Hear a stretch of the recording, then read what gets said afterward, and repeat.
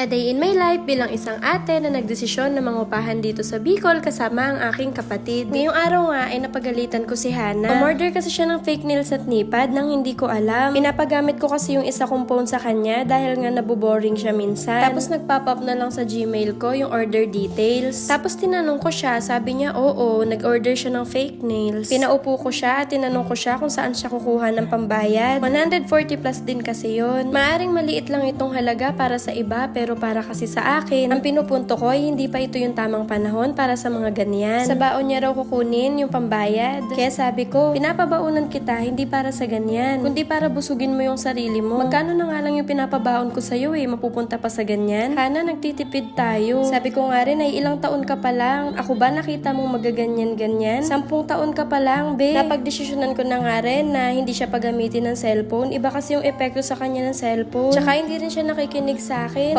Paulit-ulit kong sinasabi sa kanya na sa YouTube lang siya. Huwag niyang papakialaman yung TikTok kasi nga isa yun sa pinagkukuhanan namin na kahit papaanong budget. Pero pinapakialamanan pa rin niya. Ipinapaunawa ko talaga sa kanya yung sitwasyon namin na hindi madali yung ginagawa namin. Yung dalawang magulang nga nahihirapan, diba? Ako pa kaya na ate at isa lang? Ang babaw ko ba dahil lang sa fake nails? Pasensya na pero para kasi sa akin ay malalim yun. Gusto kong ipaunawa sa kanya na hindi ito ang tamang panahon para sa mga ganyang bagay. Gusto kong maintindihan niya na yung dapat na pamumuhay namin ay maging simple lang. Kasi hindi naman talaga namin kaya yung buhay na kung anong gusto ay susundin. Tsaka sabi ko, mahihirapan siya dun. Sabi ko nga, probinsyana kami, hindi kami dapat umakto ng ganun. Wala namang masama. Pero sabi ko sa kanya ay balang araw na lang kapag may trabaho ka. Kapag kaya mo na. Kapag dumating yung time na yun, kaya mo na bumili ng mga bagay na gusto mo. Sa ngayon ay hindi pa talaga kaya at hindi pa bagay sa edad mo. Okay lang pagdating sa pagkain dahil pagkain yun. Pero yung mga ganiyang bagay, kailangan mo ng isang tabi. Hi! Ganito pala yung feeling ng mga magulang kapag dinidisiplina nila yung mga anak nila. Umiyak nga rin ako habang pinapagalitan siya. Sabi ko, sana be, tulungan mo rin ako. Maunawaan mo yung sitwasyon natin dahil hindi madali. Araw-araw hindi ko alam kung saan kukunin yung mga pangangailangan natin. Nakinig naman siya, umiiyak lang siya. At sabi ko din ay matuto siyang humingi ng tawad. Kapag alam niyang nagkamali siya, hindi masama yung humingi ng sorry. Ay nako, dahil lang sa fake nails at nipad, ang dami ko na sa kanyang sinabi. Sabi ko rin na habang ako nag-iisip kung paano masustain ang aming pangangailangan araw-araw, ay tulungan niya ako sa mga gawain at mag-aral ng maigi. Dahil hindi naman ako habang buhay nandito para sa kanya. Ngayong araw nga, ipinakita ko talaga kay Hana, nagdamdam ako sa kanya na sumama yung loob ko at medyo nagalit ako. Dahil gusto ko talagang tumatak sa kanya yung mga bagay na hindi pwede, mga hindi kailangan. Kapag kasi nakita niya na parang wala lang, lilipas din ang galit ni ate, baka ma-normalize sa kanya. Ngayong araw naman ay medyo productive. Gumawa lang ako ng script sa aking mga pending na ipopromote na product at yung typical na ginagawa namin araw-araw. Ang kakaibang nangyari lang ngayon ay yung mapagilitan ko talaga si Hana. Bukas guys, abangan nyo yung video namin. Medyo productive bukas ang magagawa namin. Basta, ipapakita ko na lang sa inyo sa mini vlog. Ayun lang. Salamat sa Diyos sa pag-iingat sa buong araw na ito. So, paano? Bukas ulit? Thank you for watching. Jane!